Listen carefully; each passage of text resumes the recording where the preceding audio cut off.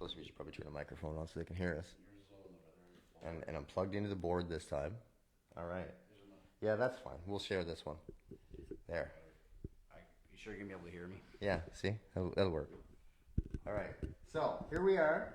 I don't know if we have any live viewers yet, but here we are in a 100-year-old home with pianos in every room. Got the old hosts here, Jeff and Mike.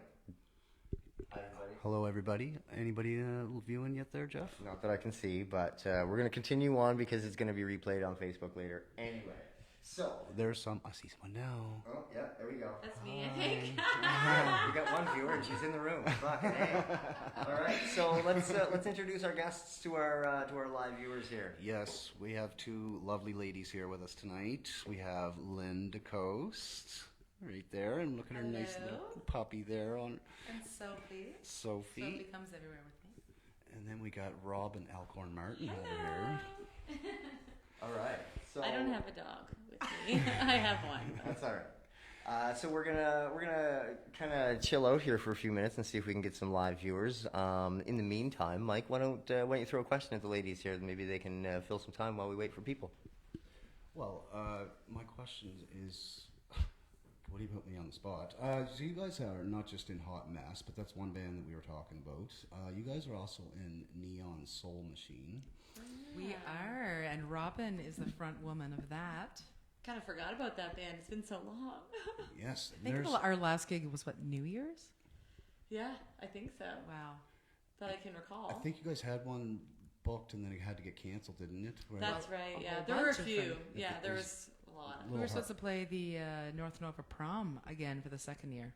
It was so fun last year. I bet. That would be a hell of a show, actually. You want to give a shout out to there's a lot of members in this band. Do you think you can remember everybody? Maybe we just say shout out to Neon Soul.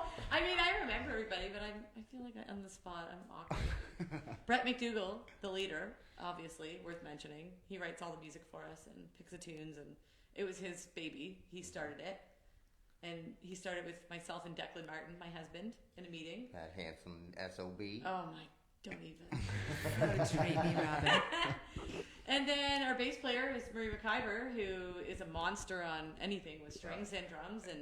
And you also do Momentary Lapse of Reason with him. Yeah, exactly. Yeah, he's the monster mind behind the Pink Floyd thing. And so he's wicked.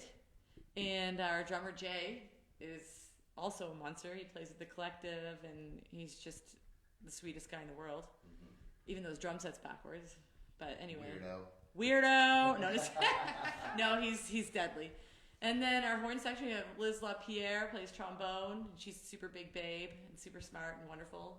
And she's doing a lot for our town right now. So we love her. And we have Seth Burrow on tenor saxophone.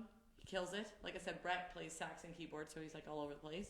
And then Lynn, and myself, and Let's Cecily. not forget about your dad. Oh my God! I love you, Dad. Yeah. I love you, Dad. Dad was our first horn player in the band. It For was those like, who don't know who Dad is, it's sorry, Andrew. Alcorn. I know him as Mr. Alcorn. Mr. Alcorn. Yeah, he was, when we kind of started piecing together who the band would be, Brett was like, do you think your dad would do it? Like, I don't want to, like, insult him or, I don't want to be awkward to ask him. And I'm like, Dad would love to do that. And, of course, Dad was, like, all about it. Absolutely. Hosting all the rehearsals, like the horn rehearsals in his, like, garage that he built and loving it. I love how your parents are big supporters of your music because I've seen them at you guys doing a Hot Mess show, and I think I've seen them when you guys did that Beatles tribute thing. They were having a blast. They're the biggest supporters. They're amazing. They are amazing. I did a jazz gig in Halifax a couple weeks ago. They came out and they brought like all their friends and family and filled the place. Like they're just the best. And I mean, in regards to the support, it's not just for your music either, guys. It's literally for everything that you want to do. They're just they love you and they support you, and we all kind of want your parents. No, I mean I'm not shitting on my folks. They're pretty cool too, but yeah, your parents are yeah. I'm very And blessed. Yeah. Back to Neon Soul, also Cecily Gilby. Yeah, I was mentioning her as she mentioned that I forgot my own father, which I didn't. He was the grand finale, Lynn, whatever. Oh, geez. And Cecily, who is now teaching at McLeod, the school where we started our music adventures in band, and she's now the band teacher there, so it's pretty cool. Very cool. Yeah. Did you guys think that you'd be teaching? Did you always knew that you'd be teaching music? I started teaching when I was 15, so I think Wow. Probably. Yeah, I guess. started teaching when I was 12 because mom didn't want to teach little kids anymore, so she just gave them to me and my sister. But teaching in the school system, I wasn't sure about. Like that, I moved away for a year and kind of did a little soul searching, and then just drawn right back to it. And Love my mom always wanted me to teach in the school system, but I started out teaching private lessons, and I just loved it so much. I'm like, I don't think I can do the school system. Oh. I mean, it's changed a lot in the last. I couldn't 10, imagine 20 being a years. teacher in today's I environment. can't either. Kudos to to all of them, the teachers, the EAs, any of the support staff in the schools. Kudos to you guys. You're crazy. It's a crazy time, but the kids are there still, and they love Yeah. us, and they love being there, and they're amazing. So it's always worth it. And again, that being said, I couldn't do what Lynn does, like managing a studio of like 30 to 40 kids and like keeping track of all their stuff. I'm like, nope, no thanks. Yeah. So we're getting a couple of guests here, guys. We have a hello, ladies, from Mr. Stu Marchand. I'm sure you know who that Oh, guy yeah. is. Hey, Yeah. Stu. We get a Richard Stanley. We get a Brian Sartre. We get a couple of different people. Hey, who are guys. watching. And you guys want to ask these ladies a question? Yeah. Ask a question in the comment section. We know Richard wants to ask one because he's our top fan, and he's always got the questions for the guests. So Richard, we know you're listening. We know you're watching. Why don't you go ahead and throw a question into the chat here, and that goes to anybody that's watching right now. Just throw a question in. I'll read it out to our guests here, and they'll do their best to answer. So these ladies have been in many projects. We've just talked about a bunch of them, but they have a new project that they've started. We do. We're so excited. So are we. So Yeah, excited. Very about it. excited. Now, maybe just talk about it a little bit, Lynn? Oh, okay. Well, I where do we start? Back over COVID in April when I was many days, long days alone. I decided to sit at the piano and just write music and write. And I ended up doing a live show through the Glasgow Square on May 1st and did a lot of these new songs that I did. And during the show, I said, I really want to do a new band with a lot of these songs. Does anybody want to join? And the first person that piped up was Kyle Sampson. He's like, saw that. me, I want to be in there. And so after we were able to bubble up and stuff, and I was over talking to Robin and Declan. I was like, well, do you guys want to be in this band? I was like, Kyle says he wants to. I was like, I got all this new original music that I'm just dying. Like, I could just hear this with a full band. And they're like, yeah. And then we're like, but who do we get on drums? Like, we don't know. We just started throwing out some names. And then it was just like, Nathan Mann. Wait a minute. We know a good drummer. Yeah. Exactly. So we're like, I think Nathan. Another really, person with a musical family. Yeah. Extremely He's a musical. monster. Yeah. So it's an amazing group of people, and they're bringing all of my ideas to life. I'm not like the boss of the band or anything, because I say these are my ideas, guys, and now you guys do what you want with them. So we're creating all this music together. Oh, that's And awesome. that's what makes it amazing, because a lot of the other bands, almost all the other bands we're in, are cover tunes. Yeah. And it's super fun, and they're dance bands and all this stuff. But there's something to be said about just creating original Yep. music and Absolutely, just I'm with you layering there. everybody's ideas on it. So I could say like someone put a little melody over that, and they'll put it on, and like The group is like super special. Like every rehearsal, we're just like, holy moly, because just the way we can communicate, and we record our rehearsals, and we listened back to one for the first time last weekend, and I couldn't stop laughing because I couldn't either. we don't actually finish sentences when we're talking about fixing a thing or adding an idea. Everyone will just kind of say words, and we're like, okay, go, let's try it, and then it comes to life. Like, So, like, it's literally like it's like a weird. it's like we're like, so Robert, do you think? telepathic And, thing. and then we're like, and did you do? And no, this is what it sounds like, and It's we'll do that for literally- like it's a bonkers. minute, and everyone's saying like, and oh yeah, and then we just do the song again, and everybody knew what they were doing. And It's wild. It's like hilarious. it's a weird telepathic thing. It kind of in the is. moment, it feels like we're communicating perfectly. Like, But when we normal. listened back, we're like, nobody actually said a full sentence. That's there. amazing, and that's kind of the vibe of a live band and creating together, really. And speaking of which, how would you guys feel about maybe creating a little song for our viewers here? Not the full band tonight. Creating, but at least playing one anyway. I would love to. So this is one of the newer songs called "The Creator" that Rob and I are going to do a little rendition of.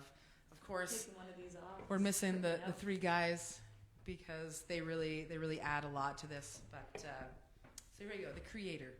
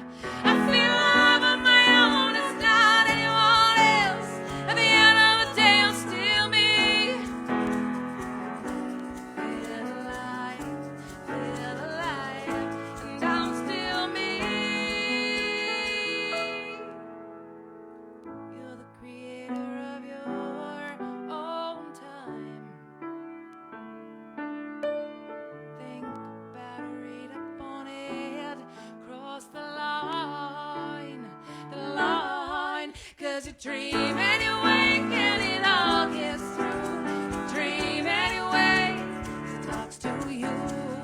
You're the creator of your own time.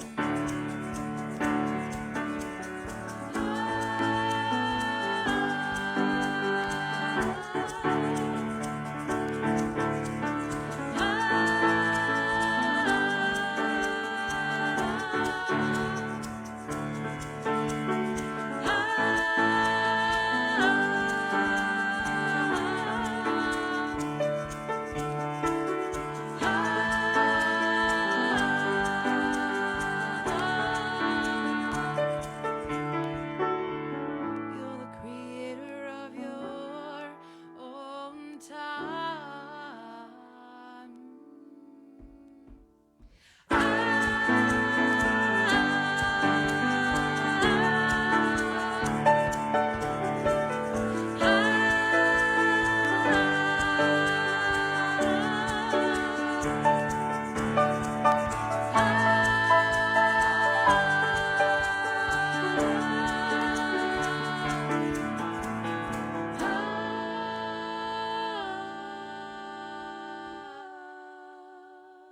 Wow! Holy moly, guys! That was amazing. Beautiful. I got Thank you. goosebumps on my goosebumps. Yeah, no kidding. So, You should hear that with the guys. Oh my god, I keep hearing them in my head. Yeah. can't even they were in my imagine with the head. drums and the bass and the boom, boom, We got boom. lots of feedback I seen coming in here. Yeah, man, some so- beautiful harmonies, great stuff. A question for Mr. Richard Stanley. I've gathered thus far that you are trained musicians and educators. What are the benefits of having band programs in the public school system? Is it important for all the musicians to feel the basics of theory, or do you feel or do feel-based and ear-based playing have a role to play? You want me to answer this one? Let's break that down. So first Yeah. question is, what are the benefits of having band programs in the public school system? Well, I mean, I teach band at the high school level, but I've done all through different levels. But I also have a string quartet, and then in my general music class, they just jam out, and it's more like ear. I mean, I teach them theory and ear training, stuff like that too. But I give them lots of opportunities to learn stuff by ear. I think it's important to learn as much as you can, right? So if there's a good band program at a school and you're able to attend it, Do it. do it, right? Like, you're only going to be a better musician for it. And if there's a jam on the Friday with your buddies and they say, come along and sing, or bring a shaker, or bring your guitar, do it. Right? Like, Yeah. I mean, I think the more you learn in music, no matter what style it is, no matter who teaches you, there's always something You to can never learn. stop learning. Really. Oh my So, gosh, especially if massive. you're learning it young, it really providing a good base. I just love the community, right? Like, that's what I love seeing in my students, aside from like pushing them to reach excellence and like understanding what that can open up for them as a person, like to be able to achieve something great. But seeing them find their people is like, it's the best for me. It must be so rewarding. Oh my Yeah, no gosh. kidding. Yeah, it's the best. All right. Well, unless any of the viewers have another question for our lovely guests here, we're gonna wrap up our live session and head back to our recording that you guys will catch next Friday. One thing though, before we go, just put that on me for a second. Yeah. Oh yeah, right.